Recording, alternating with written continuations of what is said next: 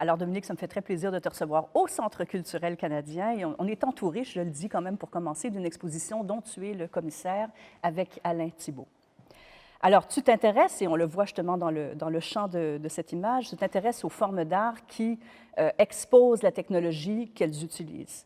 On va parler de ces technologies, mais on va peut-être commencer par revenir un peu en arrière déjà, puisque la relation entre art et technique, ça remonte évidemment à un certain temps. Beaucoup d'artistes qui ont été des ingénieurs, qui ont été des ingénieux et des génies, ont aussi été donc des ingénieurs, comme certains dont tu vas peut-être nous parler, Vinci notamment.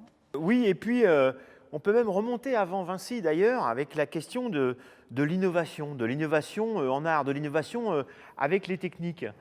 On peut en effet considérer qu'avec l'âge de fer, le ciseau du sculpteur se durcit. Aussi, on va pouvoir sculpter plus précisément et des matériaux, des pierres plus dures. Donc forcément, la sculpture, d'un point de vue formel, esthétique, va évoluer avec ce presque détail. Bon, l'âge de fer, évidemment, ce n'est pas un détail. Et puis, il y a plein d'autres comme ça de temps. On pourrait en nommer énormément, mais il y en a un qui est très important, qu'on attribue en général à Van Eyck, qui est l'invention de la peinture à l'huile. Avant, on est à la tempéra, la fresque, ce qui induit d'agir avec une relative vitesse. Et bien finalement, la peinture à l'huile va permettre de peindre dans une autre temporalité, d'étaler sa peinture sur des heures, des jours, des mois, des années pour les œuvres monumentales. Et ça va changer aussi la relation au détail, la relation à la surface et évidemment au sujet traité. Et puis, on peut considérer aussi que des micro-innovations, il y en a une que j'adore, c'est la couleur en tube. Alors, on associe en général l'émergence de l'impressionnisme à l'arrivée de la photographie. Et en effet, l'impressionnisme est aussi une réaction à la photographie, et c'est ce qu'il faut apprendre, et c'est ce qu'il faut dire. Mais ce petit détail infime, c'est-à-dire le fait que la couleur n'est plus en pot, mais en tube, permet à ce qu'on puisse aller vadrouiller à la campagne sur le site et peindre ses impressions. Il y a d'ailleurs, dans le pré-impressionnisme, avec le réalisme, avec Courbet, une œuvre que je trouve très belle, c'est « Bonjour Monsieur Courbet » où Monsieur Courbet a son atelier sur le dos. Et bien, 50 ans plus tard, on ne pouvait pas avoir son atelier avec ses couleurs, on pouvait avoir son chevalet, mais pas ses couleurs. Donc, en effet, peindre sur site, dans la nature, c'est aussi lié à une innovation. Et c'est un commissaire d'art numérique, d'ailleurs, Benjamin Weil, qui avait attiré mon attention sur ces questions. Évidemment, la photographie, je viens de la nommer, c'est aussi une invention technique que l'on peut considérer dans son émergence, même avant son émergence, y compris dans le cadre, par exemple, qui dès le XVIIe devient quasiment photographique. Enfin, on va dire que le cinéma est éminemment technique. Hein, le cinéma est un art de la technique. Donc on pourrait comme ça, et on va certainement évoquer d'autres temps dans l'histoire, peut-être, je pense, on parlera plus tard du vidéoprojecteur, des ordinateurs évidemment. Et on pourrait évidemment parler de robotique, mais c'est pareil pour la robotique. Ce qui serait intéressant, c'est de revenir un petit peu en arrière. Tu évoquais à l'instant Vinci, on parle, c'est Giorgio Vasari qui parle de cet automate fait par Vinci à la demande du gouvernement de l'époque pour accueillir François Ier. Et donc on dit qu'un lion se serait avancé vers François Ier, aurait ouvert son coffre pour que des fleurs de lys en sortent. Donc là on est sur l'automate. Et ce qui est intéressant, c'est qu'il y a une grosse période d'automate dont on a des traces avec les frères Jacquet-de-Rose, la famille Jacquet-de-Rose, avec un écrivain, une musicienne et un peintre, je crois, quelque chose comme ça, que l'on possède encore. Et là on est vraiment sur des automates dans le champ de l'art, puisque ces automates ont des pratiques artistiques. Et ce qui est intéressant de nommer, c'est que finalement, le pouvoir déjà, ce n'était pas la programmation, mais dans une certaine mesure, pouvoir technologique, c'était l'horlogerie. Et donc souvent celui qui maîtrisaient l'horlogerie, eh ben, pouvaient faire des machines un petit peu extraordinaires. On disait d'ailleurs que le roi de France était passionné d'horlogerie. Peut-être faut-il là y voir une relation aussi à une forme de contrôle. Et là, celui qui m'intéresse peut-être le plus, c'est le baron Kempelen, quand il invente son Turc mécanique, The Mechanical Turk, qui devient un service d'Amazon. On fait des allers-retours, on va continuer à faire des allers-retours.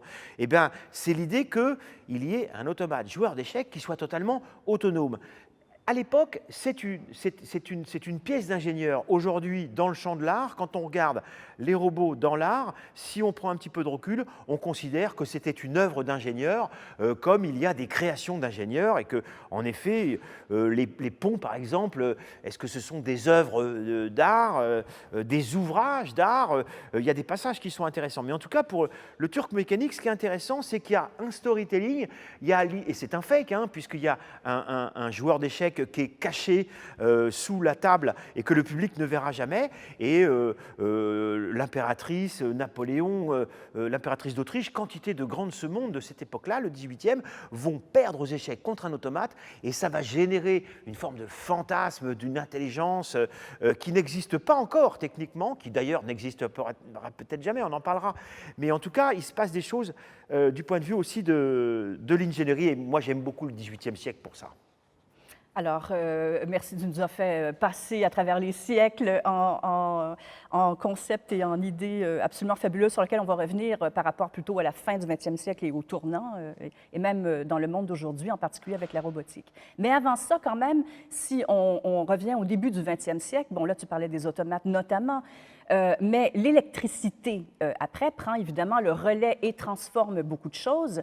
Et notamment, est-ce que, justement, cette fée électricité, hein, je parle de la fée parce que Raoul Dufy, le peintre, nous a parlé de son pouvoir en peinture, mais est-ce que ça n'a pas favorisé aussi un rapprochement entre les arts du son et les arts de l'image dès le début du 20e siècle? C'est intéressant ce que tu dis, parce que justement, là, cette fée électricité qu'on adore, de Dufy, on a fait un tournage récemment au Musée d'Art Moderne, on était à côté, qui nous a marqué. Moi, la première fois que je l'ai vu, j'imagine c'est pareil pour toi. L'électricité chez Dufy, c'est le sujet sociétal. C'est ce qui transforme la société de cette révolution industrielle.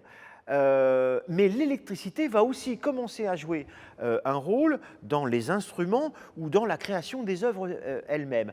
Et là, ce qui est intéressant, c'est que, notamment dans la musique, dans le monde de la musique, il y a une espèce d'appétence pour les technologies émergentes, notamment dans l'usage de l'électricité. Bon, là, il y a deux temps qui sont importants. En France, les ondes Martenot, cette espèce de clavecin électrique, électronique, finalement, c'est l'ancêtre du synthétiseur. Et puis, ce qu'on remarque aussi, c'est que en France, en Italie, avec Russolo qui parle de sound art, d'art sonore, d'art du bruit, et donc dans les avant-gardes italiennes, et russes. Donc c'est intéressant de voir que dans ce temps-là, dans les années 1910-1920, il y a une appétence dans les avant-gardes pour les techniques ou les technologies, puisque comme tu viens de le dire, on bascule des techniques aux technologies, peut-être avec l'électricité. Et là, il y a notamment moi, un instrument que j'adore, que j'ai eu la chance d'essayer, qui s'appelle le thérémine de Léon Sergueïevitch Terem, qui est un instrument de musique où on joue de la musique en amplifiant et en tirant sur la note. Ça se joue à peu près, on va dire, avec une gestualité à peu près comme celle-là, où on perturbe un champ magnétique. Mais ce qui est intéressant, c'est que grâce à l'électricité, on ne touche pas l'instrument. Et d'ailleurs, c'est intéressant de remarquer qu'avec le thérémine, dans les années 50, il y a notamment énormément de films de science-fiction où on écoutera ces espèces d'ondes sonores comme ça pour créer du mystère. Donc je trouve que c'est intéressant de considérer aussi avec l'électricité ce passage des techniques aux technologies et puis de ce qui va arriver après dans ces usages électriques. Oui, et puis c'est intéressant ce passage justement entre technique et technologie, puisqu'on va venir justement à ces approches technologiques de l'art peu à peu dans cet entretien, puisque en fait, bon, le son, la lumière, c'est des ondes. c'est de l'énergie transformée. Mais c'est vrai que ce qui intéresse les artistes, c'est les flux, les conducteurs, ce qu'il y a en amont donc de ces signaux que nous voyons ou nous entendons. Je pense par exemple à Art and Technology. Est-ce que tu peux nous parler de ces artistes ou de ces collectifs qui vont justement travailler vraiment plus en amont sur cette idée plus invisible de la conduction des signaux, en fait? Alors ça, c'est intéressant quand tu mentionnes Art and Technology et quand tu parles de collectif, puisque aujourd'hui, les artistes qui s'intéressent aux technologies d'un point de vue du sujet comme de la pratique peuvent être très autonomes. Il est clair qu'à l'époque, on est beaucoup moins autonome pour accéder à les hautes technologies de l'époque. C'est des laboratoires de recherche, c'est des marques, ça coûte cher, et les artistes n'y accèdent pas. Et je dirais que c'est, quand tu parles de flux, c'est le temps de l'électronique. Et en effet, dès les années 50, il y a quelqu'un qui est très important, hongrois, arrivé en France, qui est Nicolas Schoeffer, qui va quand même faire un des premiers robots dans le champ de l'art, CISP, et qui va par exemple interagir avec les ballets de Maurice Béjart sur la terrasse de la Cité radieuse de Marseille dès les années 50. Mais surtout, il y a un bouillonnement dans les années 60 avec des temps collectifs, comme tu viens de le mentionner, dans l'usage de l'électronique. Et il y a par exemple Art and Technology Project, tu mentionnais, de la côte ouest des États-Unis. Il y a Cybernetic Serendipity à Londres. Il y a Art and Technology, Experiment in Art and Technology à New York. Et là, ce qui est intéressant, c'est qu'à chaque fois, c'est toujours des associations. À New York, c'est un ingénieur de Bell Laboratories avec des artistes comme Rauschenberg. Côte ouest, Andy Warhol va travailler et va faire des tirages lenticulaires. On a dans l'exposition ici du lenticulaire avec Pascal Dombis, mais c'est aussi avec une marque. À Londres, il y a quantité d'artistes, dont Nam Young Paik, qui est quand même l'un des artistes qui littéralement, pas tout seul, participe de celles et ceux qui vont inventer l'art vidéo, avec des formes aussi de magnétisme. Quand tu parlais des flux, on connaît cette pièce, tu la connais, où Nam Young Paik, avec des aimants sur un écran à tube, parce qu'on ne peut pas faire ça avec des écrans plats, va générer des images qui sont extrêmement belles. Donc il y a un bouillonnement dans ces usages électriques de l'électronique dans les années 50-60 qui est vraiment extrêmement intéressant. Et il me semble, peut-être aussi c'est lié à la décennie de ma naissance, mais c'est vrai que dans les années 60, il se passe quand même beaucoup de choses dans la société et aussi évidemment dans le champ de l'art. Tout ce bouillonnement dont on parle dans les années 60, 70, et après, autre chose arrive, c'est le code, c'est la programmation, et qui va ouvrir tout un autre champ, donc on va en parler aussi, mais déjà, donc, cette apparition du code, qui est un langage crypté pour beaucoup, il va être utilisé de différentes manières, soit très fonctionnel ou plus poétique. Ça, c'est intéressant quand tu dis crypté. Ça pourrait nous renvoyer aussi à la cryptographie, à tout ce qui se passe actuellement, on y reviendra peut-être, mais c'est crypté. Et moi, aux Beaux-Arts, ce qui me passionnait, c'était la peinture. Quand j'ai vu le premier ordinateur arriver, j'ai regardé ça un petit peu comme ça, comme beaucoup de gens. C'est étonnant d'apprendre ça. Eh oui, j'étais même plutôt contre. Et puis, je me suis amusé sur un Atari, et puis après, ça m'a un petit peu poursuivi. Mais c'est intéressant quand tu dis un petit peu comme crypté. Moi, ça m'a fait penser, et récemment, en discutant ensemble, il y a quelques jours, au téléphone pour préparer un petit peu cet entretien, pour la première fois, je me suis dit, tiens, c'est marrant, récemment, il y a quelqu'un qui me parlait de la musique et qui me disait, la musique, c'est intéressant de savoir la lire. Moi, je pense qu'on peut faire de la musique sans forcément lire le solfège. Mais c'est vrai que ça ne peut que aider. Et bien, je pense que c'est exactement pareil pour le numérique. Je pense qu'on peut faire des œuvres numériques sans nécessairement lire le code. Mais ça ne peut pas nuire. Et ce qui est intéressant, c'est qu'aujourd'hui, mes étudiants, qui sont meilleurs que moi en code, on a des outils créés par des artistes d'ailleurs, comme Processing, on y reviendra peut-être. On code à gauche et puis à droite, on fait Run et on voit à droite, ou on voit derrière, ou on voit devant. Parfois même, on peut, avec certaines autres formes de code, quasiment voir en temps réel, en intervenant, on voit ce qui se passe. Ça s'appelle le live coding. Mais à l'époque, c'était des lignes et des lignes et des lignes, une capacité d'abstraction extraordinaire, comme Mozart quand il écrit sa symphonie tout seul, pour s'imaginer qu'est-ce que ça va donner. Et là, après, il fallait lancer l'impression, notamment sur des plotter drawings, des traceurs, et puis voir progressivement l'image qui allait arriver, et puis parfois même en mettre plusieurs pour faire une animation. Enfin, c'était d'un fastidieux absolu, mais ça faisait surtout, beaucoup plus qu'aujourd'hui, appel à une capacité d'abstraction, à une capacité de se projeter dans le code. Et puis, ce qui est intéressant aussi, c'est aujourd'hui, c'est que les premiers artistes de cette génération, beaucoup sont vivants, Vera Molnar, Manfred Mohr, Fredenacke, ils témoignent de ce qui s'est passé, et leurs œuvres commencent à arriver sur le marché. Il faut parfois beaucoup de temps à ce que les œuvres arrivent sur le marché, et arrivant sur le marché, elles sont aussi en train d'arriver dans les institutions. Et ça, je pense que c'est très important pour la reconnaissance de ces formes-là. Les plotter drawings, j'en ai vu encore un il n'y a pas longtemps au ZKM, un escargot d'ellipse des années 60, c'est magnifique, et il faut comprendre qu'à l'époque, on n'avait pas les mêmes outils pour le faire. Alors, bon, je parlais de langage crypté, et tu as bien fait de parler aussi de toute cette fascination aussi pour une autre forme d'abstraction, quelque part, qui est technologique et qui passe par ce langage.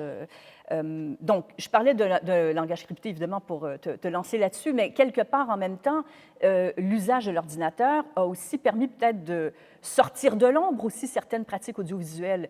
Et donc, finalement, oui, le langage invisible, spécialisé de la programmation est une chose que tout le monde, évidemment, ne maîtrise pas, mais en même temps a permis peut-être de rendre la production faite à partir de ça plus accessible à tous. Je dis ça parce que l'image vidéo, enfin, l'art vidéo a été un art aussi beaucoup plus underground dans les années 60-70, et j'ai l'impression que là, avec, je ne sais pas, les immatériaux, qui a été, pour moi en tout cas, une grande expo du Centre Pompidou dans les années 80, j'ai l'impression que justement, tout cet art issu de l'image, de l'ordinateur, devient, on va dire, est proposé au public, qui peut plus facilement, disons, plonger dedans dans cette grande noirceur et dans cette immatérialité qui devient plus accessible à tous, parce que tous commencent à avoir plus accès facilement à toutes ces technologies. C'est intéressant que tu mentionnes les immatériaux qu'on a vus, qui a un peu changé nos vies. Moi, j'ai vu cette expo, je l'ai pris un peu frontalement, comme ça. J'habitais encore à l'époque Bourges, je venais autant que possible à Paris. Et là, j'ai vu ça, je me dis, de quoi s'agit-il? Et puis, c'est intéressant de parler aussi des débuts et des démocratisations. C'est-à-dire, on aime les débuts, hein, en histoire de l'art, la première photo, le premier film. Et si on revenait à l'art vidéo, les premières vidéos, elles ne sont pas liées à une véritable invention, elles sont liées à une petite innovation infime. C'est le Sony Portapak que tu connais, hein, dont on connaît la forme, qui est une caméra Sony portative et moins chère. C'est encore un petit peu cher, mais c'est moins cher. Et ce qui va être très important dans les années 80, c'est le début de la démocratisation. Et tu le dis justement quand tu dis ça va rendre visible. Ben oui, c'est comme en photographie. Évidemment que Niepce et Daguerre, c'est essentiel, Fox Talbot et les autres, mais quand même Kodak, quand il dit vous appuyez sur le bouton, on s'occupe du reste, il est évident qu'il y a des générations de photographes qui vont émerger de cette simplification, de ce service, et qui vont être les utilisateurs devenant artistes de choses qui deviennent accessibles. Et bien moi, j'aime les médias, les techniques, les objets techniques, hein, pour renvoyer aussi à l'histoire des techniques, quand ils deviennent accessibles. Et dans les années 80, ce qui est intéressant, c'est que les ordinateurs, ils rentrent dans les foyers. Mais attention, les ordinateurs, moi je me rappelle de mon premier Atari chez un ami, où on dînait, puis dès que je pouvais, hop, il en avait un, j'en avais pas, donc je m'éclipsais, j'allais dans sa chambre, et puis je dessinais avec des gros points comme ça, c'était noir et blanc. je préférais faire de la peinture, donc tu comprends. Donc ça commençait. Et en même temps, les années 80, finalement, il y a deux mondes informatiques. Il y a la micro-informatique qui arrive, et puis il y a les stations de travail qui commencent à devenir puissantes. Finalement, la véritable informatique vraiment créative, ce n'est pas encore les années 80. Donc quand on parle du personal computer et de la démocratisation, oui, du tableur et du traitement de texte. Mais dans les outils graphiques, ce n'est pas sûr. Cela dit, tu as raison, quand on parle de ces stations graphiques, c'est aussi, et puis d'artistes qui utilisent des techniques ou technologies ou l'électricité ou des synthétiseurs. Je pense au Vasulka, par exemple. Il va y avoir une espèce de porosité dans les années 80 entre les pratiques du numérique, de la vidéo qui n'est pas encore numérisée, mais avec des synthétiseurs analogiques. Et il y a comme ça, il se forment comme ça des espèces de courants. On parle d'art vidéo, après on parlera de vidéo dans l'art contemporain. On parle d'art et de technologie, après on fait des expositions comme ici où on considère les technologies en termes d'outils, en termes de sujets. Mais il me semble que si les années 60, il y a un début de frémissement, les années 80, ça se met vraiment en place. Alors justement, là, on va se rapprocher un peu de notre temps présent avec justement le type de technologie qui nous entoure actuellement dans cette exposition qui s'appelle Decision Making. Je ne l'ai pas dit au début, mais j'en profite pour le dire, et qui réunit beaucoup d'artistes utilisant donc des formes très diversifiées d'art. Et donc, justement, on va parler de quelques-unes de ces tendances qui sont évidemment favorisées par la technologie, comme par exemple l'interactivité. Beaucoup d'œuvres interactives commencent à voir le jour dès les années... enfin, il y en a toujours eu quelque part, mais avec les années 90 et beaucoup...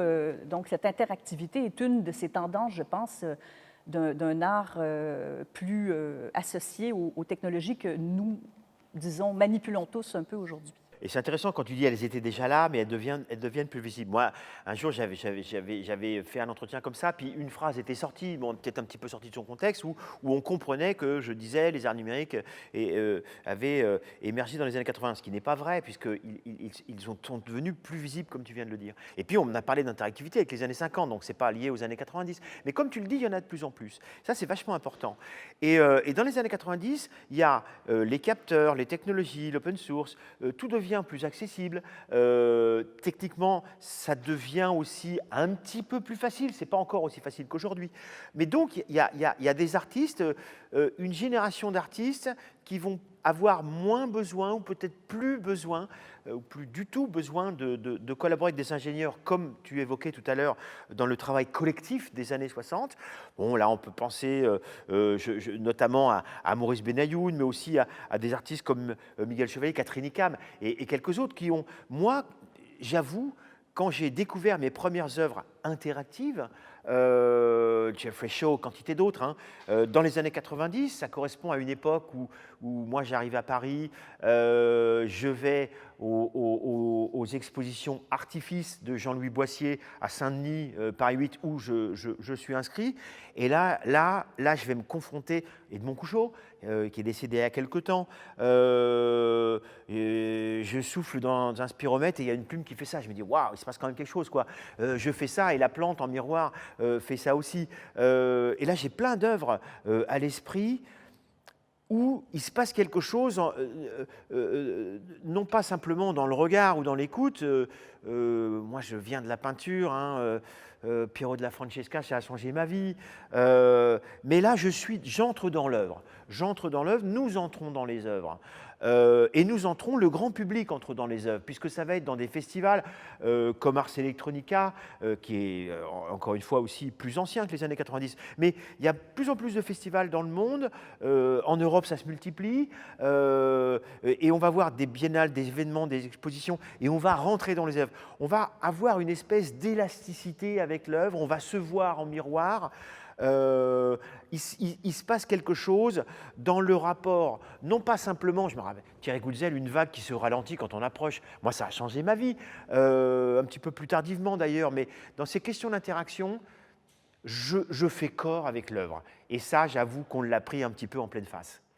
Alors, cette élasticité que tu évoques, elle se produit aussi quelquefois au sein de l'œuvre elle-même, qui est une œuvre autogénérée quelquefois ou générative, dans laquelle avec lequel le spectateur ne va pas être en contact, comment dire, extérieur quelque part, mais il va être plongé dedans.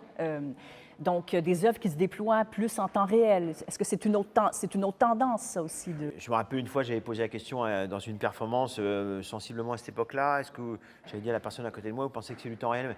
Elle m'avait répondu avec un petit peu d'arrogance, et on s'en fout, et elle avait raison, c'est moi qui avais tort. Et c'est intéressant quand tu parles d'élasticité, parce qu'on rapproche rarement l'élasticité. C'est toi qui en as parlé. Hein. Oui, non, mais tu le reprends, et je vais poursuivre. C'est un terme que j'adore. Hein. On avait fait un tournage avec Cédric Villani, on a parlé de l'élasticité dans les mathématiques, dans la vie, dans le mouvement. Le mouvement en art, c'est essentiel. Hein. On en a parlé, on va en reparler. Quand tu parles d'élasticité dans la générativité, pourquoi? C'est parce que la générativité en art, qui induit parfois de l'interaction, comme avec des gens comme Antoine Schmitt, mais qui va permettre aussi à des artistes de faire des œuvres qui se passent des artistes et qui se déroulent dans le temps des spectatrices et des spectateurs, qui est autonome.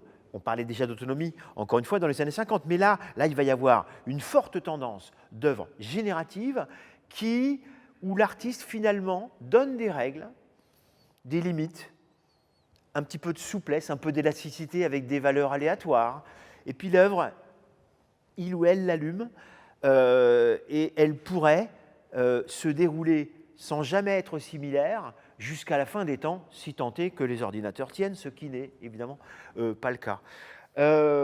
Et ça, c'est vrai aussi avec ce qui va suivre ce travail de générativité des artistes du code, parce que la générativité, au début, c'est du code. Aujourd'hui, pas nécessairement, ou disons, ça peut être des patchs qu'on interconnecte, mais c'est une forme de programmation. La générativité, c'est toujours une forme de programmation, puisque finalement, on doit donner des contraintes à la machine à qui on donne de la liberté, et on est surpris, nous publics, mais l'artiste aussi, il est surpris, j'imagine, et ils sont surpris parce que la machine propose. Et c'est là où on collabore avec les machines, et c'est un petit peu ce qu'on fait ensemble avec Alain Thibault dans ces expos que l'on renouvelle. Et puis, il y a aussi quelque chose qu'on a oublié. Je viens de m'apercevoir qu'on n'a pas parlé de jeux vidéo. Alors, le jeu vidéo, c'est pareil, on va remonter très, très loin pour les premiers jeux en noir et blanc qui rentrent dans les foyers, le Pong, etc.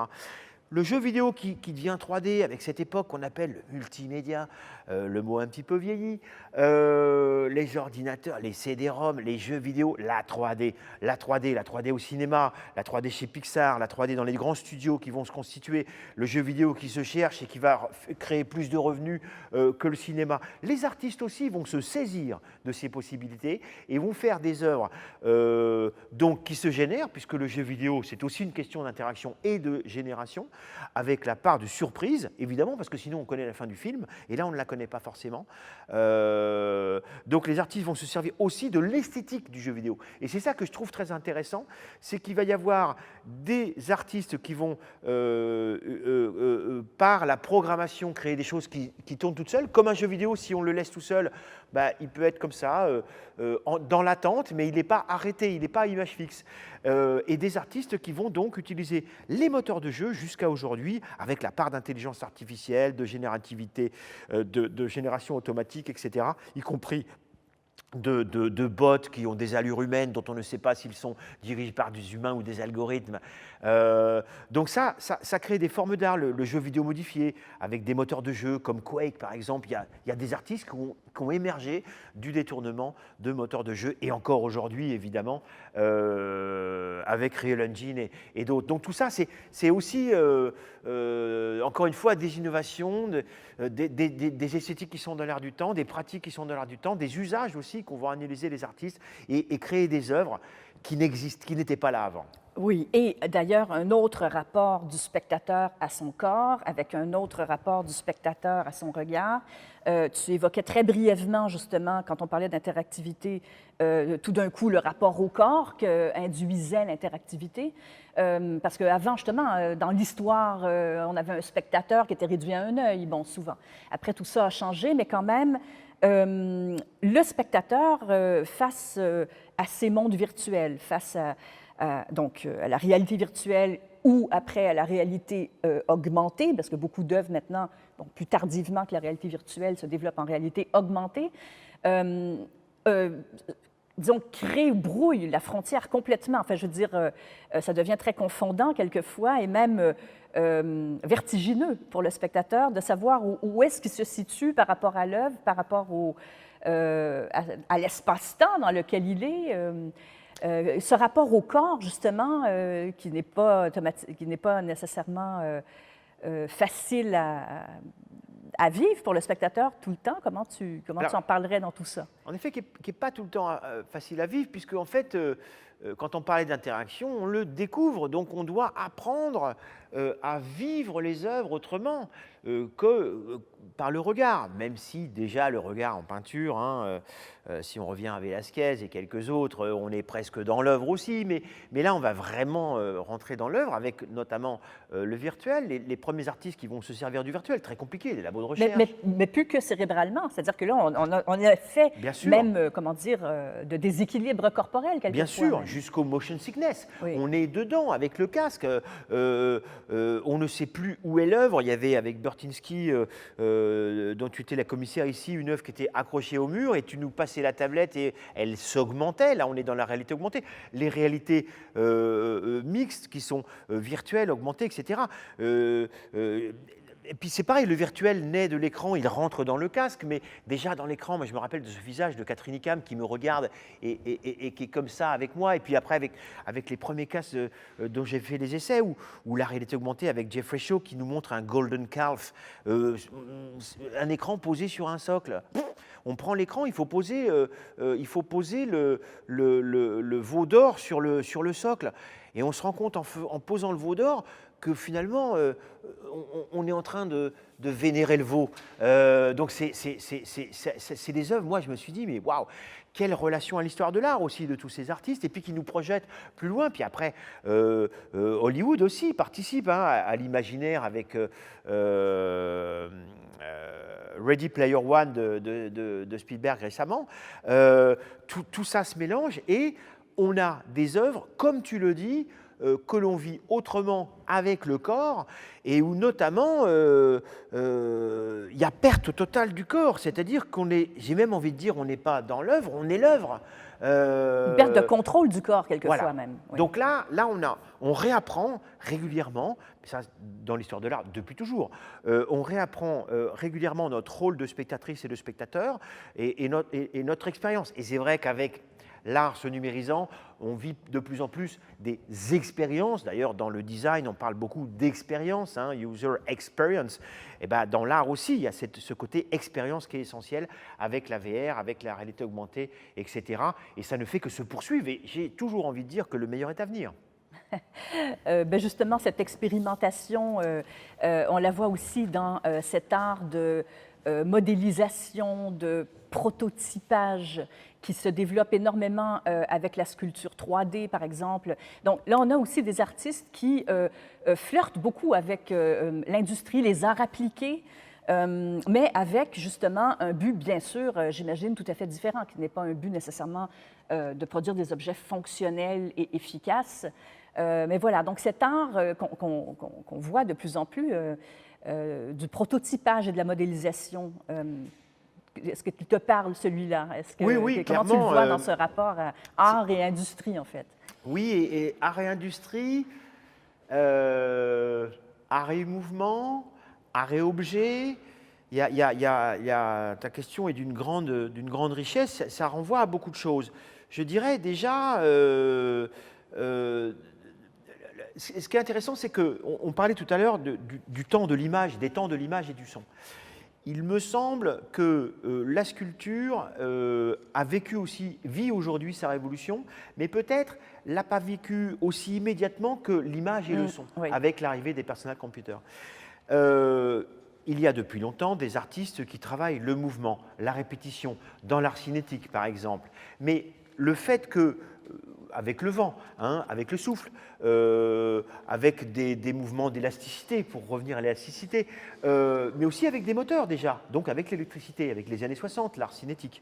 À partir du moment où on va contrôler numériquement, notamment avec toutes les possibilités open source, ces moteurs, là, il va vraiment y avoir un art du moteur, un art du contrôle. Et donc, on va dire que le contrôle du moteur numériquement qui était déjà possible avant, mais qui va se démocratiser, va donner une sorte de deuxième souffle à l'art cinétique, avec la répétition, avec le contrôle, avec une forme d'aléatoire contrôlé, avec des robots d'artistes, non pas des robots industriels, mais aussi des robots industriels qui vont venir de l'art. Peut-être qu'on leur parlera. Et puis il y a aussi une chose qui est très importante, comme tu viens de le dire, le prototypage, et j'ajouterais même l'usinage.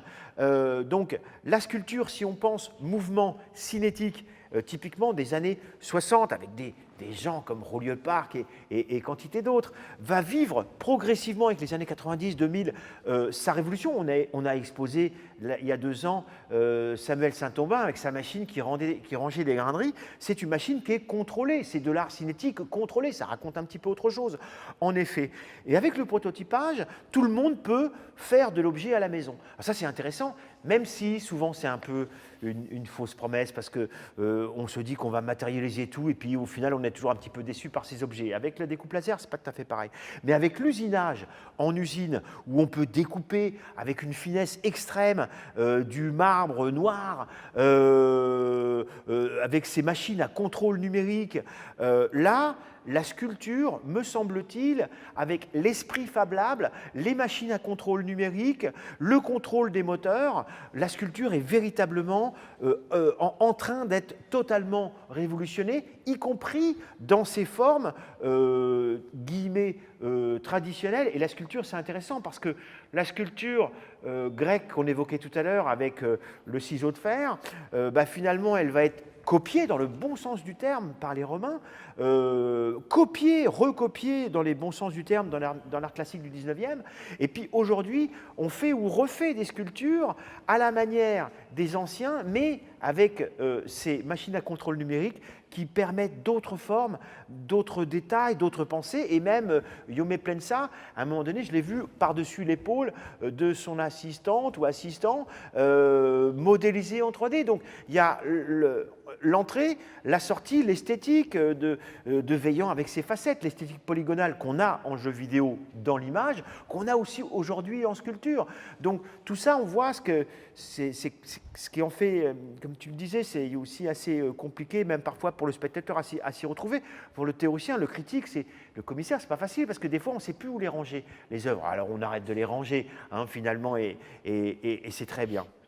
Donc, on va parler on a parlé d'œuvres, on a parlé de pratiques artistiques, mais parlons de la projection de tout ça dans le monde d'Internet, qui est autre chose, parce que là, tout d'un coup, ça devient infini, limité, déhiérarchisé. Donc, qui serait pour toi, alors on parlait tout à l'heure, on aime bien les débuts en histoire de l'art, mais est-ce qu'il y a pour toi, de ton point de vue personnel, donc les grands pionniers de l'art du net? Comme d'habitude, il y a les premiers dans l'histoire, les premiers pour les théoriciens. Il est évident qu'il y a certainement des créations extraordinaires au plus près de l'émergence d'Internet, donc de la fin des années 60, etc. Bon, ok. Pour moi, ça devient intéressant, encore une fois, avec la démocratisation. Et l'Internet qui est dans un département de recherche, puis à destination des universitaires, il va devenir intéressant avec l'émergence du web. Et pas tout de suite, l'émergence du web, c'est fin des années 80, début 90.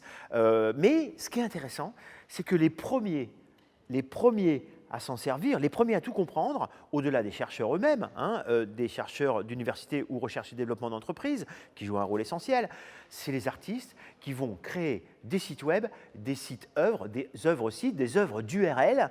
J'en parlais hier au Centre Pompidou, où on évoquait Miltos Manetas, qui avait déposé, ça c'est même dans les années 2000 d'ailleurs, whitneybiennial.org, parce que la Biennale Whitney n'avait pas pensé à déposer .com. Ça veut dire que c'est l'artiste qui donnait une leçon à l'institution, et 2 ans plus tard, il faisait partie des artistes exposés. Les artistes vont s'amuser, vont titiller les marques, vont user les codes de l'Internet qu'ils vont comprendre tout de suite. Alors là, et de manière, comme on disait tout à l'heure, très collective, ça va créer du collectif. L'Internet crée du collectif. L'Internet change la société, l'Internet change l'art. Avec des artistes comme Grégory Satansky, qu'on a exposé il y a 2 ans ici, avec Incident, qui émerge au milieu des années 90, avec le mouvement net.art, qui émerge au milieu des années 90 aussi. Et puis, donc cette première génération d'artistes de l'Internet, moi, j'aime bien le comparer avec le land art. Tu vas me dire, waouh, pourquoi de la terre, des serveurs? Oui, parce que finalement, dans les deux cas, dans les années 60, les artistes fuient le monde de l'art, fuient le commerce de l'art aussi, fuient la galerie et vont dans l'Arizona, le Arizona, les Grandes Plaines, les Rocky Mountains du Canada et ailleurs. Finalement, pour faire des œuvres éphémères. Et finalement, les artistes des années 90 vont faire malgré eux des œuvres éphémères parce que beaucoup ont disparu. Netscape n'existe plus, puis le Flash n'existe plus. Il faut garder ses œuvres autant que possible, les documenter, etc. Mais ce qui est intéressant, c'est que cette première génération, ensemble, collectivement, va faire des œuvres sur Internet. Et d'ailleurs, ils vont revenir dans le champ de l'art. Ils sont à la périphérie de l'art. Le monde de l'art contemporain va prendre son temps pour considérer les formes d'art et Internet. Aujourd'hui, avec les NFT, on se rend compte que, ouais, ok, il y a de l'art sur Internet, mais c'est vrai que ce n'est pas nouveau. Et tout ça se met en place dans les années 90, avec des formes collectives qui ne sont pas immédiatement visibles par tout le monde. Moi, j'ai eu la chance de le vivre. Il y en a, j'ai pris des trains un peu en retard. Il y en a, je les ai vécus avec des gens que déjà je connaissais. Ça se met en place.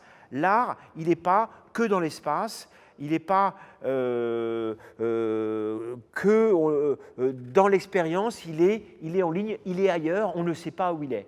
Alors, évidemment, oui, il y a cette dimension collective, le fait que tout le monde peut être rejoint. Donc, mais il y a aussi quelque chose qui peut devenir extrêmement personnel, individuel, à travers des pratiques obsessionnelles, compulsives. C'est-à-dire que là, tout d'un coup, oui, dans ce vaste monde qui connecte tout le monde, on a aussi des individus schizophrènes. Et ça peut même être une source d'inspiration, sinon une déviance imaginative pour les artistes que ces pratiques-là. La schizophrénie inspire les artistes quand eux-mêmes ne sont pas, ou elles-mêmes ne sont pas schizophrènes, ou avec des désordres mentaux. Alors, sur l'obsession, c'est intéressant. Bon, moi, on pense tout de suite à Roman Opalka qui, toute sa vie, écrit des nombres, en mettant un peu plus de gris ici et là. L'obsession en art, on peut considérer que les nouveaux réalistes, il y a beaucoup d'obsessions dans les assemblages, par exemple. Oui, ce n'est pas spécifique aux artistes du net, on est d'accord. Absolument. Mais qu'y a-t-il de plus obsessionnel qu'un humain, si ce n'est la machine?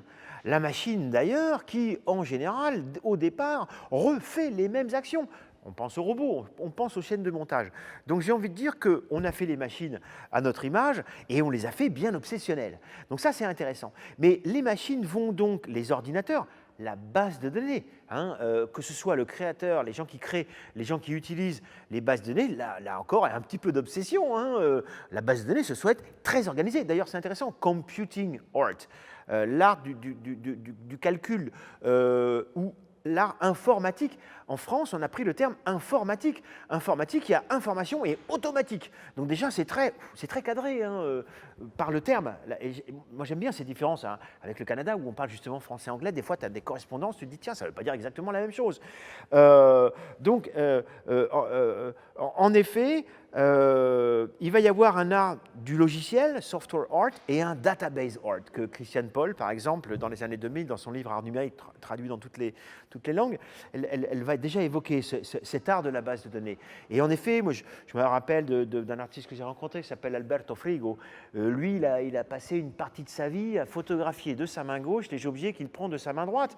Et il nous met des murs entiers, des bases de données en ligne. Moi, quand j'ai vu ça c'était dans les années 2000, je me suis dit, waouh, toutes ces images qu'on pouvait... alors, quand la base de données existe, on peut la voir sur un mur, on peut la voir interactive, on peut la voir en ligne. La base de données, c'est le centre de l'informatique, on va dire, avec le programme. Il y a deux entrées, finalement. Donc, il y a des artistes qui vont s'en servir. Et ce qui est intéressant, c'est de manière obsessionnelle. Évidemment, la base de données encourage l'obsession. Et comme tu viens de le remarquer, l'obsession n'a pas attendu les ordinateurs pour émerger en art, mais fort est de reconnaître que les ordinateurs ont encouragé aux pratiques obsessionnelles, y compris avec le téléphone portable, la répétition. Et d'ailleurs, je vais enchaîner avec le fameux téléphone portable parce que justement, il a aussi brouillé cette frontière.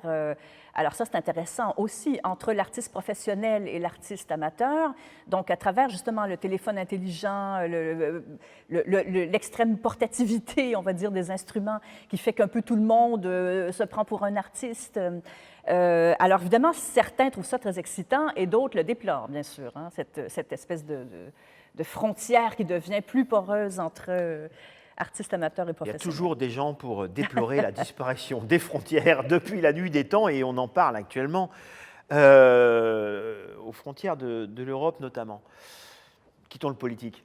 Mais on va y revenir. Et on va y revenir, hein, mais en effet, l'apparition, notamment avec la photographie en base de données, hein, je pense notamment aux premières générations de plateformes comme Flickr pour la photo, où tout le monde met ses photos. Il y a des grands photographes, des photographes émergents, des amatrices, des amateurs, des artistes qui vont utiliser ces contenus amateurs,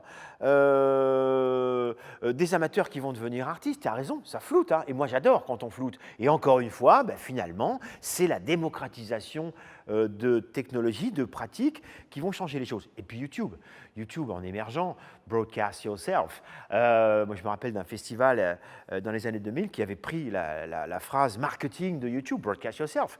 Et finalement, ça renvoyait à Andy Warhol qui disait on va tous devenir on aura tous notre moment de célébrité. Donc là, avec les années 2000, avec le téléphone, on filme, on monte, on produit, on diffuse. On est tout en même temps, donc on peut faire un long métrage, on peut faire œuvre d'art, et puis les artistes vont aussi beaucoup se servir des contenus amateurs. Et les amateurs vont prendre des contenus artistiques pour en faire du collage. Le collage, ça nous renvoie, là, encore une fois, au début du XXe siècle, avec la photographie et la presse. Hein. Là, il y a beaucoup de collage et d'appropriation. Et ça nous renvoie encore au début du XXe avec l'appropriation. Donc, ce qui se passe avec la base de données en ligne, ben, d'images, de sons et de séquences, ben, c'est que toutes et tous vont s'approprier de contenus amateurs, artistiques, et là on ne sait plus bien où on est. Les œuvres sont plus collectives qu'il n'y paraît, même si parfois elles sont signées par une seule et unique personne, mais on le sait dans l'image. Et ça, c'est une période que je trouve très intéressante, et puis je pense qu'il y a même des pratiques artistiques comme le sampling de Christian Marclay, par exemple, qui vont être servis aussi par le numérique et la base de données, même si c'est dans le champ de l'art contemporain usant de la vidéo. Mais l'ordinateur, il est là, et au lieu de faire un sampling de 20 minutes, on va faire un sampling de 24 heures. Donc là, c'est intéressant, ces passages aussi et ces floutages que tu évoquais tout à l'heure. Tu dis que tu aimes beaucoup cette démocratisation aussi que permet ces formes d'art, mais et on a évoqué très vite le NFT tout à l'heure, mais justement, est-ce que là, on n'a pas un retour à une forme d'élitisme très liée à cette idée du marché de l'art, de l'entre-soi, et d'un certain monde crypté, puisque tout le monde n'y a pas accès, tout le monde ne peut pas se lancer dans ce marché comme ça, indûment, sinon à grand risque. Donc, est-ce que cette espèce de retour du marché, ou alors non, ou alors ce n'est pas un marché de l'art, ou alors c'est une forme démocratique de vente d'œuvres qui... voilà. Donc, est-ce que le NFT, quelle est sa position justement dans le non-fungible token? Hein? On s'excuse d'avoir ce mot en anglais, je le dis parce qu'on est au Canada et qu'on aime bien toujours rappeler qu'il y a des mots français en général. Celui-ci, on n'a pas encore trouvé son équivalent, je crois, dans le français. Ben, ce qui se passe avec cette folie NFT, hein, qui a émergé si vite, celles et ceux qui possèdent 3 mots de vocabulaire sont les reines et les rois du monde. Hein, si on sait dire minting, cryptoactifs, smart Oui, c'est ça. contracts. Waouh, ça y est. Moi, Oui. ça me rappelle les Apple Expo où quand on savait faire la différence entre la mémoire vive et la mémoire de masse, on était savants. C'est intéressant ce qui se passe. Mais ce qui est intéressant aussi, c'est le retour, ou disons le rapport entre art numérique, puisque NFT, c'est seulement beaucoup des œuvres numériques, mais pas que, c'est l'intérêt du marché, c'est l'intérêt des salles des ventes, c'est l'intérêt des galeries, c'est l'intérêt de l'économie qui arrive dans un monde qui a toujours été un petit peu à la périphérie du marché de l'art contemporain, où on parle en millions. Avec les NFT, on parle en dizaines de millions de dollars. Donc là, on commence à être considéré avec un petit peu de sérieux. C'est intéressant d'ailleurs parce que on parlait tout à l'heure de ce que l'on considère être les premières, secondes générations d'artistes sur Internet, c'est comme les années 90, 2000.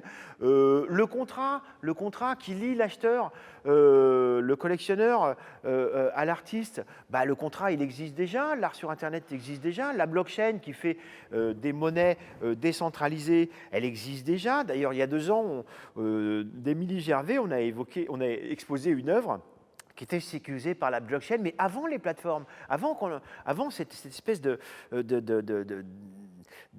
d'enflammement comme ça. Mais il y a déjà une première étape de l'intérêt du marché de l'art contemporain pour les pratiques et usages numériques au travers de ce qu'on a appelé, c'est un petit peu tendance à disparaître, c'est mangé par les NFT, le post-internet.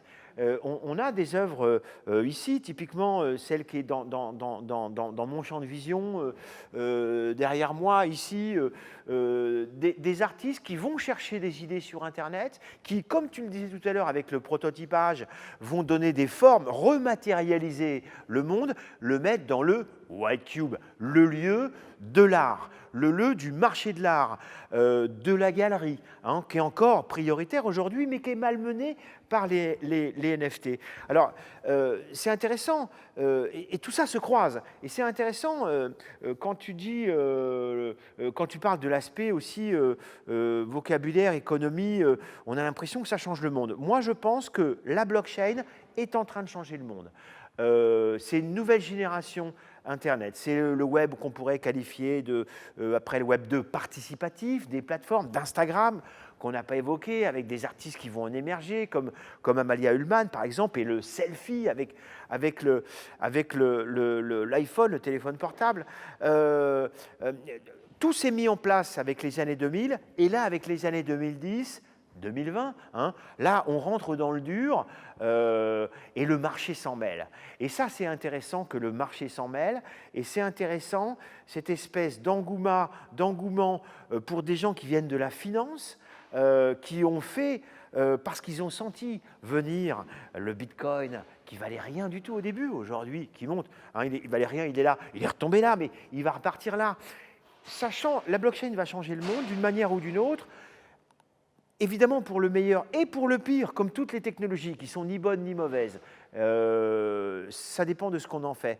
Mais ces non-fungible tokens qui ne sont que des sortes de contrats entre artistes et collectionneurs sur des plateformes, on parle de contrats intelligents, on pourrait parler de titres de propriété, les notaires ont du souci à se faire, mais les galeristes finalement qui ont eu un petit peu frémi en voyant les NFT, en disant avec ces désintermédiations, quel est mon rôle? Comme les salles des ventes, les experts, quel est mon rôle? Puisque ça va se passer directement de l'artiste au collectionneur. Ça a donné un petit coup de pied, dans la fourmilière, mais le monde de l'art doit se recomposer. Et le monde de l'art, c'est des commissaires comme nous, c'est du public, c'est des collectionneurs, c'est des artistes, c'est des institutions. Tout le monde doit repenser son rôle avec les plateformes NFT. Moi, je commence à m'y intéresser en tant que art advisor ou curateur en ligne qui change un petit peu le métier, en essayant de continuer à faire des expos dans l'espace, parce que moi, j'y reste très attaché, et peut-être que le futur des NFT, c'est des œuvres qui sont en partie dans l'espace physique, en partie en ligne, avec un marché qui se développe, une économie, et ça c'est très important, hein, tu le sais, puisque on a géré plus toi que moi, hein, pour ces expositions une économie, hein, de transport, d'assurance et tout. Il y a toujours eu de l'économie dans l'art, et là il y a plus d'économie dans l'art. Il faut faire attention. Ça peut donner l'impression d'un grand n'importe quoi. C'est aussi ça, hein, mais c'est pas que ça. Et il faut rester attentif à ce qui n'est pas si nouveau que ça, mais qui va créer de la nouveauté. Et aussi, encore une fois, je pense que le meilleur est à venir. Alors, on a beaucoup parlé du marché, justement, de l'économie liée à cet art intrinsèquement, intimement lié aux nouvelles technologies.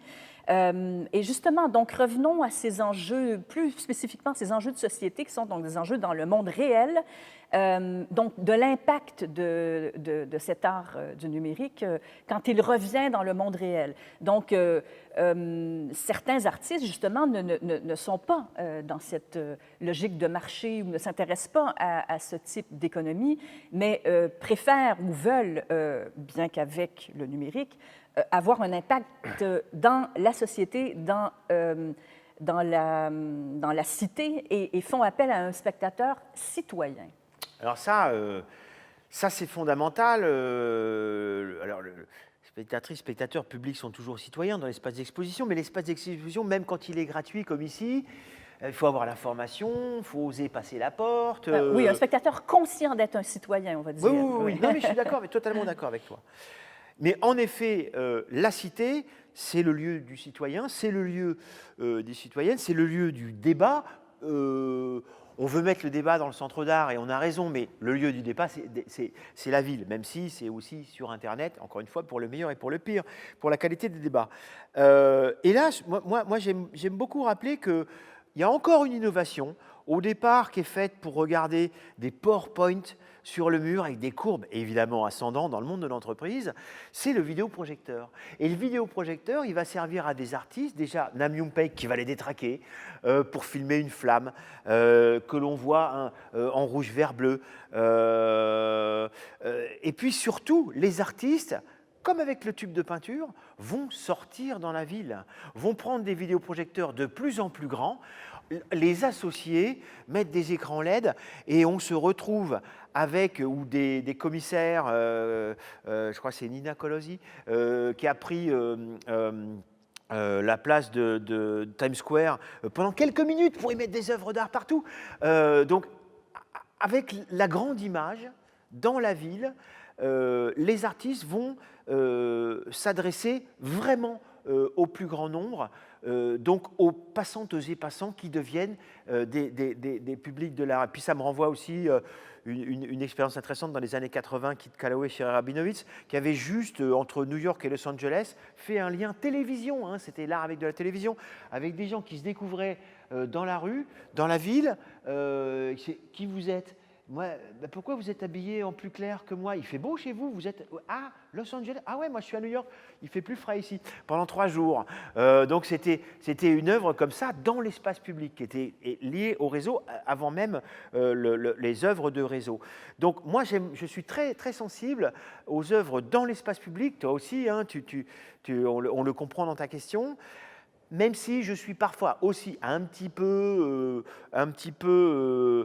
apeuré par les mappings sollicités par les collectivités territoriales pour allumer leurs fontaines, ça va être un petit peu dégoulinant. C'est pas toujours d'un plus grand goût, mais ça fait rien, il y a aussi des artistes émergents qui, avec un laptop et un projo, vont se mettre dans un coin avec un truc un petit peu plus politique d'ailleurs. Faire brûler des billets de banque devant une banque, quand ça crame. Ça, c'est un artiste qui a fait ça à Bruxelles. Donc oui, moi j'aime l'art dans la ville, évidemment. Alors, ce n'est pas nécessairement, effectivement, un art de résistance ou un art de dénonciation, mais sur certaines grandes questions importantes pour notre société aujourd'hui, comme le climat, l'environnement, là, il y a quand même des artistes intéressants qui sont dans une approche activiste carrément, qui pratiquent, on va dire, un activisme environnemental. Mais qu'est-ce que ça veut dire en art? Parce que, bon, on n'a pas besoin d'artistes pour avoir un activisme environnemental, bien évidemment, mais pour un artiste, qu'est-ce que ça veut dire, au fond? Et est-ce que tu as quelques exemples? Bah, si on pense, on va dire dans son ensemble, prenons nature. Hein. On a parlé de la ville, tiens, voilà, sortons de la ville. C'est intéressant de remarquer que le vivant a toujours passionné les gens de l'informatique, les gens des computers.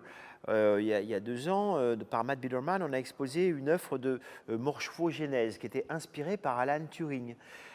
Sur ces questions à la fin de sa vie qui tournaient beaucoup plus sur le vivant que sur la machine. Le vivant dans les années 80 dans l'image, la simulation du vivant, c'est très important aussi. Avec des gens notamment comme Carl Sims, je donne trop de noms, mais ça ne parle pas forcément à tout le monde, mais le vivant aussi avec des gens comme Eduardo Katz qui vont vraiment travailler le vivant, qui va faire un gène d'artiste, qui va transformer en lapin vert fluorescent. Là, il y a quelque chose déjà qui est un petit peu politique, qui attire notre attention sur les modifications génétiques. Et puis les artistes qui vont considérer le climat, bon, dans le monde de l'art, on prend des thèmes sociétaux. Hein, c'est ce qu'on a fait ici en questionnant la décision, il y a 2 ans, en questionnant l'intelligence artificielle. L'art, ça a toujours été des thématiques sociétales. Simplement, c'est la société, les thématiques sociétales qui évoluent. Et les thématiques sociétales, aujourd'hui, elles sont souvent générées par les machines ou nos usages. Bah, le climat, c'est aussi nos usages, hein, c'est aussi nos frigos, c'est aussi nos serveurs, c'est aussi nos radiateurs. D'ailleurs, je pense là avec un artiste qui avait mis un radiateur CJH Boutros, un radiateur face à un frigo ouvert. C'était fortement provocateur. Je ne sais même pas si, de toi à moi, si on pourrait encore faire ça aujourd'hui. Les artistes, de ce point de vue-là, sont des lanceurs d'alerte et prennent des sujets dans l'air du temps pour essayer de les reconsidérer avec des œuvres d'art, avec des formes qui seront au plus proche, notamment évidemment de la question climatique. On ne peut pas aujourd'hui ne pas se poser la question climatique, y compris même d'ailleurs les artistes, quand ils font des pièces sur la partie qu'on doit transporter, les commissaires, hein, qui doivent peut-être voyager un petit peu moins. Bon, avec le Covid, tu me diras, on n'a pas trop eu le choix. Mais tout ça, c'est des questions qu'on se doit de prendre en compte, et les artistes, évidemment, participent du débat public. Mm-hmm. Et c'est vrai que les artistes lanceurs d'alerte, plus ou moins manifestement, parce qu'on peut avoir des alertes plus subtiles que d'autres, plus souterraines, vicieuses, qui sont très efficaces au niveau artistique. Tout ça trouve aussi à se cristalliser dans tout cet art qui s'intéresse à la protection, au contrôle, à la surveillance. Tout ça est lié à ce monde de l'alerte aussi, parce que je veux dire, on a avec le déploiement, la démultiplication des caméras de surveillance, des outils de détection et de contrôle, une source d'inspiration extrêmement foisonnante pour les artistes, pour justement détourner ces instruments. C'est clair, et d'ailleurs, comme tu fais de très très belles transitions, j'essaye d'en faire aussi. Hein, on évoquait les biologies, on évoquait les machines, tu évoques la surveillance, donc il y aura contre-surveillance, il y aura réaction par ce qu'on pourrait qualifier de lanceur d'alerte. À l'informatique correspond la figure du hacker et du réseau, hein. Aux biologies, la figure du biohacker. Il y a toujours une résistance. Hein. Resistance is not futile. La résistance s'organise. Et donc, il va y avoir comme ça des figures, et puis les artistes vont se saisir d'objets, comme par exemple la caméra de vidéosurveillance. La caméra de vidéosurveillance, quand on l'a vu arriver, qui a fait débat, hein, dans tous nos pays, En France, à Paris, c'était du côté de Levallois, on disait il y a beaucoup de caméras. À Londres, il y en avait beaucoup, mais c'est surtout à un moment donné, il y avait beaucoup parce qu'il y avait une loi à Londres, où il y a peut-être encore d'ailleurs, il fallait le mentionner. Puis il y a des lois européennes qui ont changé les choses. Les artistes vont se servir des caméras de vidéosurveillance. Adi Wagenknecht, actuellement au centre Pompidou, va faire un lustre de vidéosurveillance. Moi j'adore. En fait, les caméras sont plus opérationnelles. Et le lustre avec un plafond très haut, c'est le pouvoir. Hein, c'est le pouvoir dans nos ministères, dans tous les pays. Hein. Donc, la caméra de vidéosurveillance va devenir le symbole de la résistance. Hein. Il y a des t-shirts avec des caméras de vidéosurveillance. Tu sais, cette espèce de grosse caméra profonde. Elles ont évolué. Maintenant, c'est des boules. Maintenant, quand on regarde le plafond, il y en a certainement ici. Il y en a beaucoup ici. Il y en a ici. Hein, on est proche d'une ambassade. Dans les aéroports, il y a Trudeau, hein, il y en a, Charles de Gaulle, il y en a partout. Donc les artistes, ils vont évidemment prendre ce symbole de la caméra pour la représenter, mais aussi pour créer des situations. Je me rappelle avec UVA à la Gaîté, rien à cacher, rien à craindre, pour dire, évidemment qu'on a tous un peu quelque chose à cacher, un peu quelque chose à craindre. On ne sait pas ce qui se met en place. Hein, on le dit avec nos robots, nos machines ici dans cette exposition Decision Making. Donc les artistes vont se servir de tous ces débats qui sont dans l'air du temps pour enflammer le débat, rendre visible le débat, participer au débat dans le champ de l'art, mettre les spectatrices et spectateurs en situation de surveillance pour lui dire « vous acceptez ça ?» Dans la rue, vous acceptez. Dans un centre d'art, vous acceptez. Vous voyez votre image ici, vous acceptez ça. On vient de prendre vos données, vous acceptez ça. Donc ça, c'est aussi le rôle des artistes que de nous poser la question, est-ce qu'on accepte? Comment on accepte? Comment on participe au débat? Pendant que tu parles, tu vois, il y a des serveurs là. Dans le champ de mon regard, les serveurs, les datas, comment on accepte ça? Est-ce qu'on doit, pas forcément entrer dans la résistance, mais peut-être participer au choix? Il serait bien qu'on participe, nous, citoyennes et citoyens, au choix de ce qui nous arrive, notamment avec l'intelligence artificielle. Alors, l'intelligence artificielle qui, justement, produit aussi des humains, ce sera ma dernière question. Avant, peut-être une petite question personnelle avant qu'on se quitte quand même. Mais pour revenir à peut-être ce dernier grand enjeu de société qui est le robot, qu'est-ce que la robotique nous apporte justement aussi? Ça fait partie de ces technologies utilisées par les artistes. On a eu ici d'ailleurs une œuvre magnifique de Justine Aymar, une artiste française, qui nous a montré justement comment les robots étaient presque, devaient ressembler eux-mêmes à des citoyens et donc à des humains vulnérables, faibles, avec des défauts.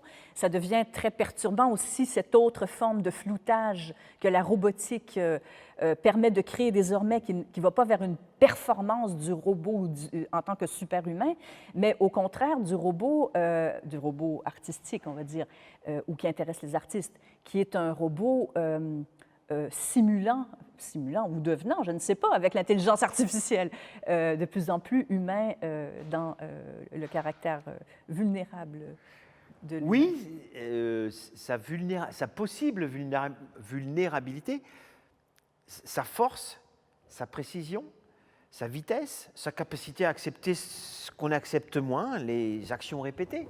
Le robot qui est évidemment dans le champ du politique, hein, aux élections françaises, aux précédentes, il était vraiment dans le champ du politique avec des propositions qui étaient liées justement à la robotique.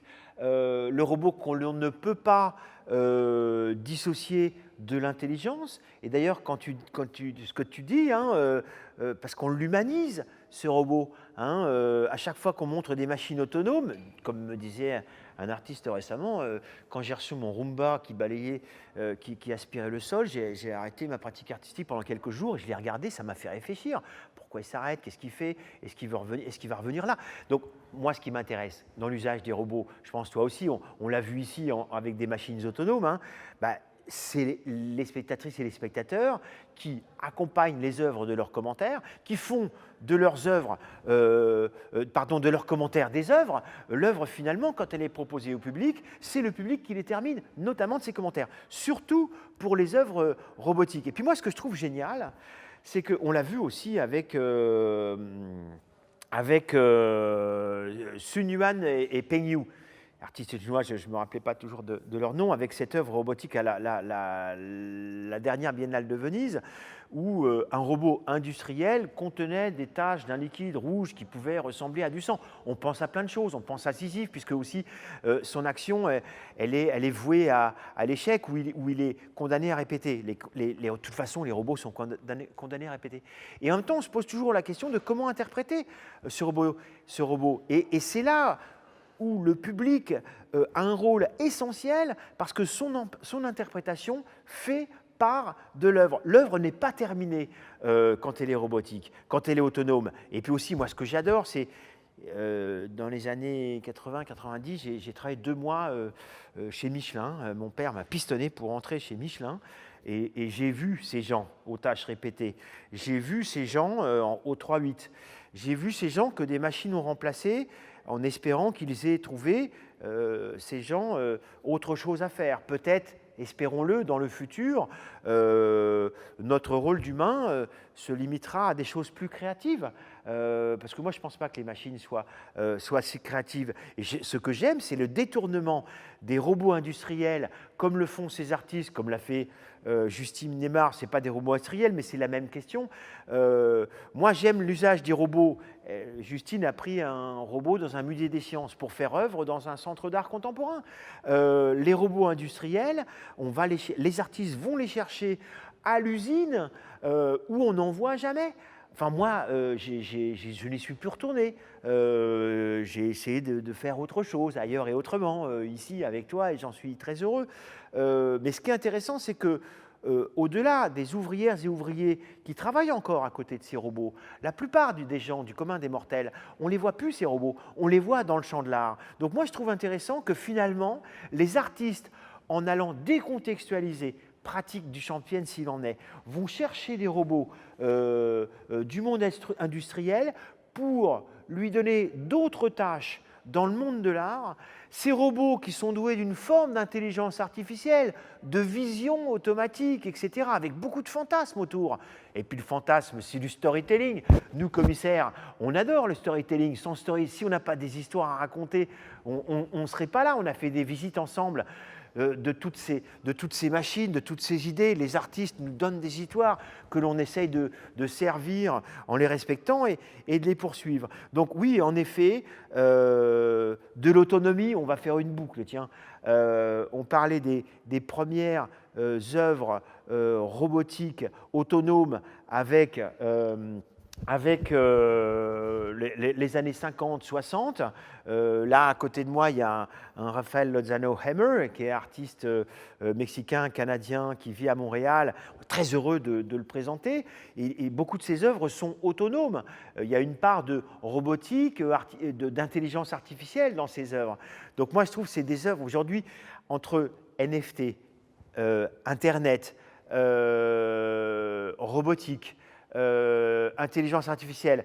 Là, je trouve que moi, je suis très heureux d'être là où on est aujourd'hui, très heureux d'avoir vécu tout ce qui s'est mis en place jusqu'à aujourd'hui.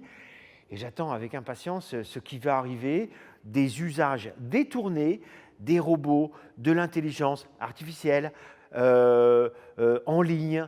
Je suis très, très impatient de poursuivre l'aventure. Alors, Dominique, je ne pourrais pas terminer cet entretien en signalant le livre que tu as fait, qui vient de sortir aux nouvelles éditions de Scala, qui est chef-d'œuvre du 21e siècle, l'art à l'ère digitale. Et je mentionne ce livre, d'ailleurs, qui qui est illustré d'un très beau robot, je crois, mais en même temps, ça pourrait être un automate, en même temps, ça pourrait être une statue de cire. Enfin, justement, c'est très intéressant, ce gros plan sur ce visage qui est très, très ambigu et qui nous renvoie donc à tout ça, de l'automate au robot contemporain, etc. Tu prends souvent ton vélo pour aller d'une exposition à l'autre. Donc, je sais que tu vois énormément de choses. Et toi qui t'intéresses donc à cet art technologique numérique qui souvent se regarde sur un écran, tu te déplaces physiquement pour aller à la rencontre des œuvres dans des espaces physiques, etc. Donc, toi qui es donc commissaire critique d'art indépendant et qui te déplace beaucoup à pied ou à vélo ou quelquefois par avion et autres, quel conseil donnerais-tu aujourd'hui donc à quelqu'un qui veut faire ce métier de commissaire indépendant? Hier, ce vernissage de Pontidou, je parle de celui-là parce que c'est le plus récent, où je n'ai fait qu'un vernissage dans la soirée. Quelqu'un me présentait avec un peu de moquerie, en évoquant le fait que souvent je suis à peine arrivé que je suis reparti. Alors évidemment, je prends peut-être pas toujours suffisamment de temps pour voir les œuvres ou parler aux gens, mais j'essaye en effet, avec le vélo, et c'est pratique pour ça, hein, Montréal aussi, d'un point à un autre, c'est ce qui permet de voir un maximum de choses. Et en effet, le conseil que récemment, il y a une jeune commissaire qui m'a envoyé un mail super sympa, je pense qu'elle a 25 ans, elle m'a dit j'ai fait ma première exposition, je voudrais continuer, comment il faut faire? Voilà. Je lui ai dit qu'est-ce que tu réponds? J'ai envie de dire laisse tomber. Bon, évidemment que je n'ai pas fait ça. Et j'ai dit, je lui ai donné mon téléphone, puis je lui ai donné mon avis, mais en lui disant, tu sais, moi, à ton âge, commissaire, c'était de police. Hein, la critique était facile, mais l'art était difficile déjà. Je plaisante, mais aujourd'hui, il y a des formations au commissariat. On a vu des étudiants venir ici avec des étudiants de Paris 1. Et on va en voir bientôt de Paris 8, dans des formations de médiation culturelle que tu connais. Mais moi, quand je ne pensais même pas faire du commissariat, parce que je suis arrivé par la critique, même par la pratique, puis la critique, puis le commissariat. Je lui ai dit, moi je vais à un finissage. Puis après, je vais à un autre finissage. Et puis, sans donner des heures très précises, par hasard, je l'ai croisé. J'ai dit, tiens, je présente une personne ou deux, puis je dis, tiens, on va y aller à pied. On est passé à pied d'un lieu à un autre, on est passé devant une grande galerie parisienne, la Galleria Continua, et il y avait des œuvres juste énormes. Il y a les mêmes à Pompidou dans les collections depuis 20 ans. Là, elle était comme ça, moi aussi, puis j'ai papoté un peu avec les gens, puis je l'ai amenée ailleurs, puis, et je lui ai dit, il faut voir, c'est pour ça que je prends mon vélo. Des fois, je prends le métro, le train, parfois l'avion. Ces expos-là, je les ai fait aussi parce que j'ai été de l'autre côté de l'Atlantique, hein, avec Alain Thibault, où on se parle sur WhatsApp, ou tous les trois régulièrement. Mais si je n'avais pas été à Montréal, il y a des artistes comme Jean Dubois derrière, je ne l'aurais jamais rencontré, je n'aurais pas vu cette œuvre, j'aurais peut-être vu en ligne. Mais Jean, moi j'ai fait des conférences, des tables rondes avec. Cette œuvre, on la montre aussi parce qu'on connaît Jean. On connaît le propos de Jean, on connaît l'attachement pour l'espace public de Jean. Et ça, c'est vrai pour tous ces artistes-là, avec toi, avec Alain, on les a rencontrés, on a échangé avec eux, on a vu leurs œuvres. Alain, qui voyage plus que moi encore d'ailleurs, on ne sait jamais bien où il est, hein, avec les fuseaux horaires. Donc moi, je pense qu'il faut... Le conseil, c'est toujours la question que je demande à la fin, donc je te remercie pour la réitérer. Et d'ordinaire, j'écoute comme ça les réponses. Et moi, le conseil que je donnerais à des jeunes critiques commissaires, c'est voir un maximum de choses. Mais il faut aussi retourner au Louvre. Il faut aller voir Piero della Francesca à Arezzo. Il faut aller voir le Guido Reni, qui est au Museo di Capodimonte à Napoli. Il faut aller partout. Il faut aller au Musée d'art contemporain de Montréal pour voir la petite sœur de l'œuvre qu'on montre actuellement, qui a été achetée. Faut rencontrer les artistes. Il faut oser aller vers eux. Moi, j'étais très, très timide, ça ne se voit pas trop aujourd'hui, mais j'étais vraiment très timide, je n'osais pas aller voir les artistes. Et donc aujourd'hui, moi, quand on m'envoie un mail, je réponds, toujours je réponds, même des licences 1, je leur réponds. Et je leur dis, il faut y aller. Et les conseils que je donne, pas dans le si c'était à refaire, je referais autrement, mais je viens de là d'où je viens. On parlait de l'usine, donc forcément, je n'ai pas été formé à tout ça. J'ai découvert un petit peu sur le tard et sur le tas. Et j'ai un peu oublié, je m'en excuse auprès des collectionneurs, des collectionneuses, des couples souvent d'ailleurs de collectionneurs et de collectionneuses, j'ai un peu omis le marché. Et aujourd'hui, j'y vais notamment avec les NFT. Et donc, l'autre conseil que je dirais, au-delà de voir et de documenter, d'avoir un blog, un site, hein, j'en ai quelques-uns, il faut voir, il faut parler, il faut rencontrer et il faut considérer l'art en tant qu'écosystème. Hein. L'art, ce n'est pas une œuvre, c'est le public. Et récemment, d'ailleurs, je donnais l'écosystème et on m'a corrigé en me disant où tu mets le public. J'avais oublié le public, je m'en excuse. Bien sûr, puisqu'on fait ces expositions pour les donner au public. Les donner au public pour que le public s'en saisisse et se fasse son histoire. Hein. On n'a pas des flèches ici, on n'a pas mis des flèches ici, on le fait comme on veut. Donc évidemment le public, mais en premier, il ne faut quand même pas déconner, on met l'artiste. Hein. Dans l'écosystème de l'art, il y a l'artiste, il y a le public, et entre deux, nous sommes des médiatrices et des médiateurs.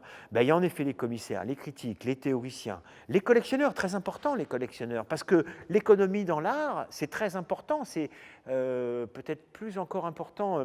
En Amérique du Nord, je pense au rôle, à l'argent public, à l'argent privé. Tout ça, c'est un curseur, où on met le curseur. Puis c'est aussi les théoriciens, les historiens. Hein, là, on a parlé d'histoire. Donc, l'écosystème de l'art, je pense, et c'est ce qu'on voudrait faire croire avec la désintermédiation de l'artiste collectionneur, c'est pas vrai. Je pense qu'au-delà des artistes et du public, accessoirement des collectionneurs, qui ne sont pas accessoires, chacun, nous avons un rôle. Et le monde de l'art est d'une complexité absolue, comme tous les écosystèmes. Et donc, le conseil que j'ai donné à cette jeune curatrice, que je donne à tous les émergents, puis j'ai répondu parce qu'elle m'a traité de commissaire. Et moi, ça m'a fait plaisir parce que pour moi, c'est... Des fois, souvent, j'y crois encore à peine parce que ça fait qu'une dizaine d'années que je fais ces expositions et on en a fait 2 ensemble. J'espère qu'on pourra poursuivre. C'est toujours du plaisir. Et puis aussi, je peux le dire, hein, là, je peux te renvoyer le compliment. On est extrêmement bien traités ici. Hein, ça se voit dans le cadre, j'en suis sûr. Les artistes, on les traite, tu les traites on les invite, il y a le transport, il y a l'assurance, ils étaient là, c'était pas un vrai vernissage, mais ils étaient quand même souriants, ils étaient contents. Donc, le commissaire, c'est traiter au mieux les artistes, hein, c'est ça. Et puis, c'est prendre son vélo. Pour aller voir un maximum de choses et de gens, visiter les ateliers d'artistes. Je ne le faisais pas avant. Ça, maintenant, je le fais. L'autre fois, j'étais à Montreuil en vélo. J'ai monté une côte. Je suis arrivé en sueur. Et il y a 2 jeunes artistes, femmes, qui m'ont accueilli. Et on a parlé de leur travail. J'ai été content qu'elles me sollicitent. Et j'espère qu'elles étaient contentes que je sois venu les voir. Donc voilà, c'est aller au-devant des œuvres et des gens. Dominique, merci infiniment. C'était formidable. Merci beaucoup Catherine de nous recevoir un peu chez toi ici. Merci à notre directeur Jérôme Pernoud de l'école EPSA, sinon on ne pourrait pas le faire. Merci encore.